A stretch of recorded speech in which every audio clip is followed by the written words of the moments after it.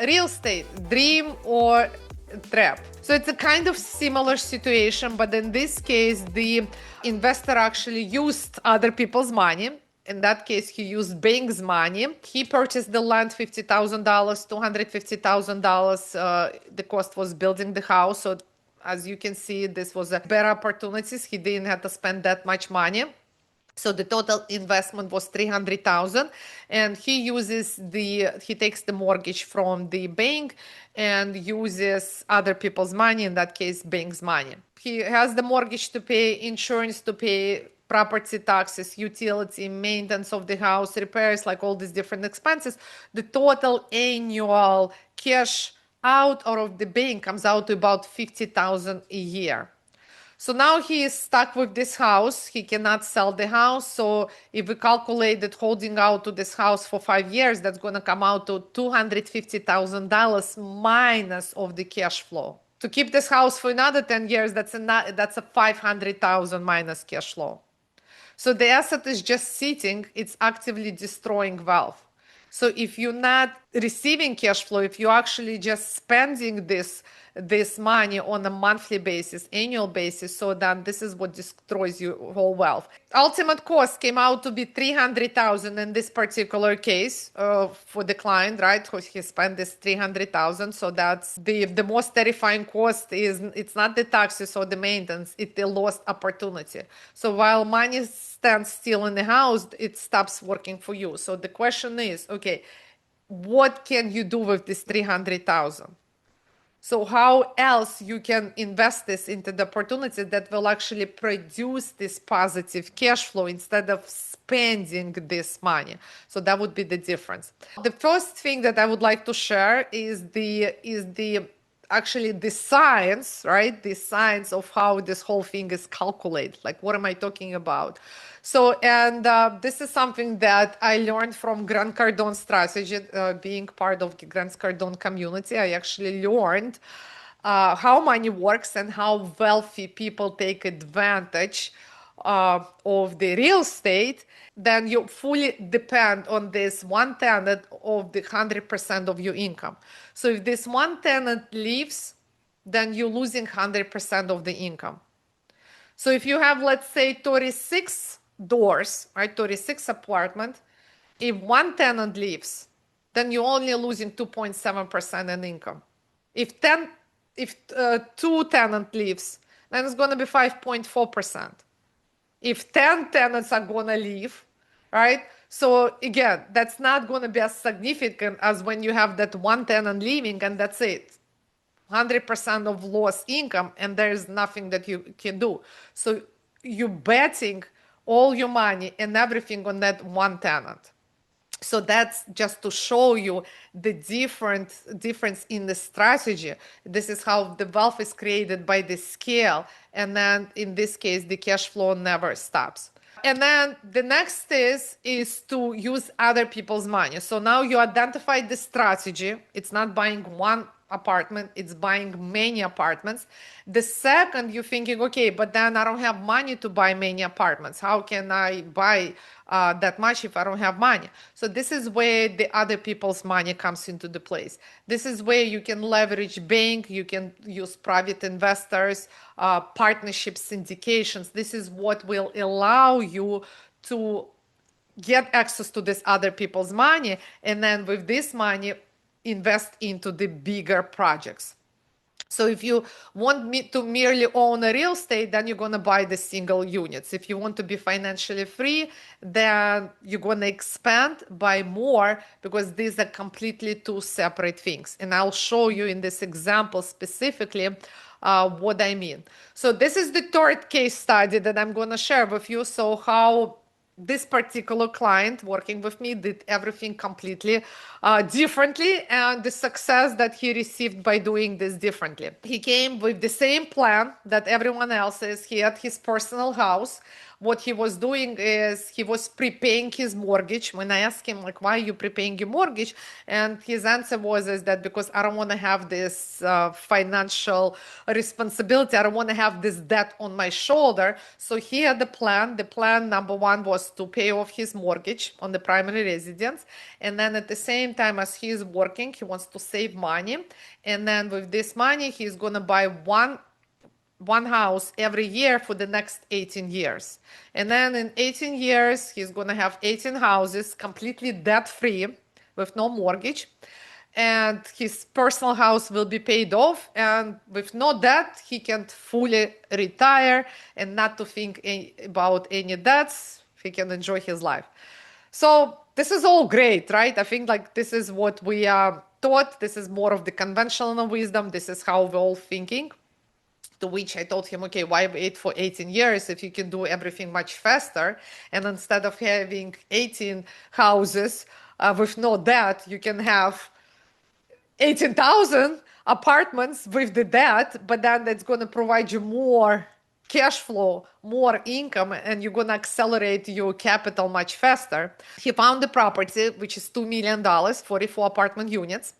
He only had $150,000, and then his partner had $150,000. So together it was $300,000 that they were able to invest into this apartment. So now the next step, what he did is they needed to give 30% of the down payment. So typically when you buy these bigger projects, you need to put more down payment. So in their case, they needed to put 30% down payment. So they didn't have another 300,000. So what they actually did is they took a private investor. They took another 300,000 with 15% interest rate. And then they took a mortgage from the bank with 6.5% interest rate. So by looking at this right now, you're probably thinking, oh my God, that's like too expensive. I have the bank that I need to pay 6.5% interest rate. And then plus at the same time, 15% to pay to the private investors. That's a lot. But here's the thing, you see, when you start calculating other people's money versus your money, this is where you're blocking yourself, and this is where you are stopping yourself instead of exploring all the different opportunity. Obviously, in order to go with this structure, again, I'm not saying, and this is all for educational purposes, because you do need to underwrite, you need to make sure that whenever you're taking this private investors' money, you're taking the bank loan, you have to make sure that you're not over leveraging yourself. You need to make sure that the positive cash flow that you will be receiving from the property is going to cover the debt. Because remember, as I already showed to you in prior examples, is you don't want to bleed the cash. So the only way you would borrow the money if the rent that you're receiving pays for this money. You don't want to be paying out of your own pocket. So obviously, it's very important to make sure that you underwrite in the right way, that the net operating income is enough to cover all the debt, because this is where the payments for the debt come from the net operating income from the property. So in this particular case, we did underwrite that they had more than enough. The mindset is not focusing on this 15% of the loan, because they have a bigger opportunities for this property. This is where the wealthy people, they do not look at the cost of the money, they actually look at the yield of the asset. So in this particular case, this asset was a value add proposition, and there was lots of opportunity. So here's what they did. They purchased the property with 8% cap rate. The problem was there that the tenants were paying low rent. A lot of the tenants didn't even pay the rent. There was a lot of the delinquencies, there was low occupancy, they needed to do lots of renovation. So this is all great. While many might get scared by looking at this, they actually saw a huge opportunity. So what they did, they purchased the property. Right away, what they did is that they did all the evictions. They got rid of all the tenants that didn't pay the rent, did the renovations, they brought new tenants, they increased the rent payments. And once they did this whole thing, it took them 1 year to turn this whole thing around. The cap rate from 8% rose to 13%.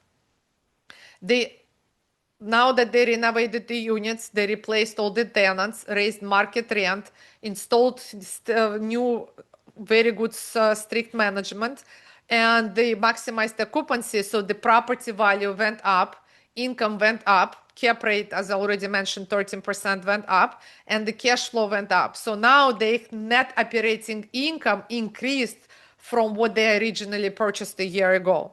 So now what they actually did, now that the net operating income increased, they went to the bank and they refinanced the property. And they pulled out 600,000 in cash, completely tax free. They didn't have the asset is not sold. The cash is just pulled out tax free completely, and they still holding out to the property. So again, as you can see, they're using other people's money, in this case the bank institution money. So now what they're doing is, now that they pulled out the 600,000, the 300,000, they're going to pay off this private lender loan, 15%.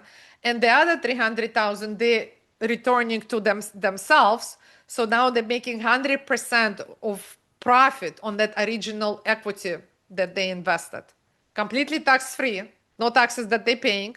And all of this is done over 1 year period. Now what they're doing is, now they like the system so well, they still keeping the property that is producing the positive cash flow, that they still paying off the mortgage with this cash flow, and then plus having extra money to them.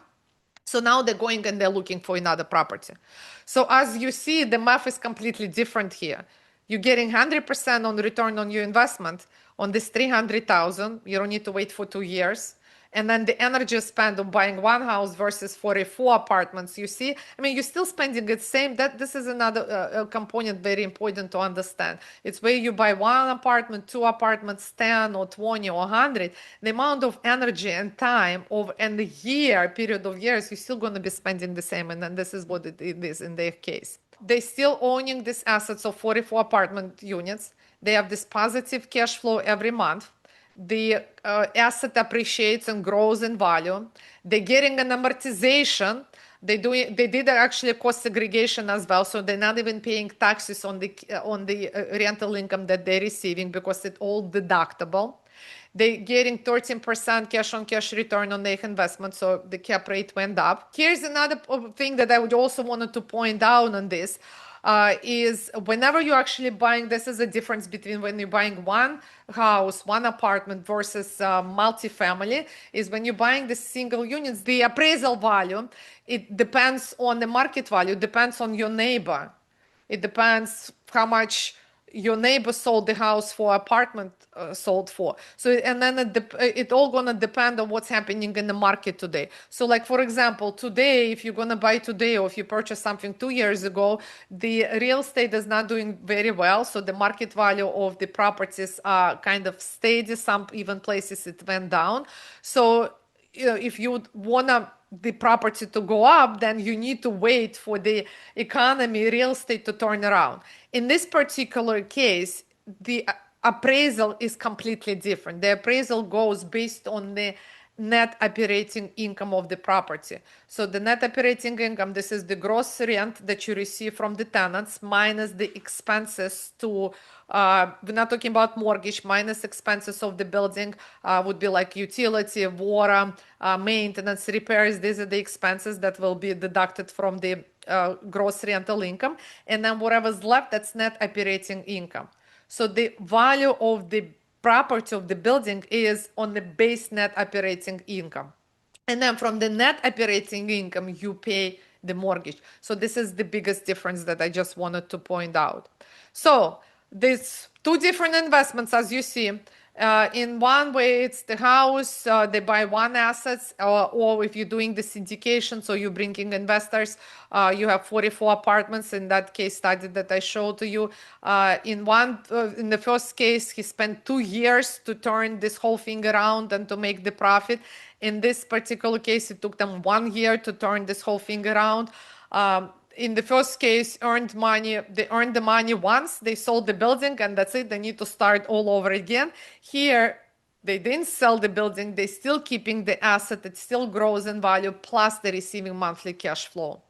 And then the capital status is in the first In the first scenario, they spent the money was sitting in the bank, it was trapped in the building.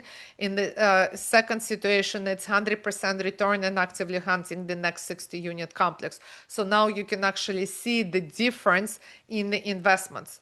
So there's different types of investments, but now that you are educated enough, you can see it and you would be able to identify, calculate, and analyze the risk.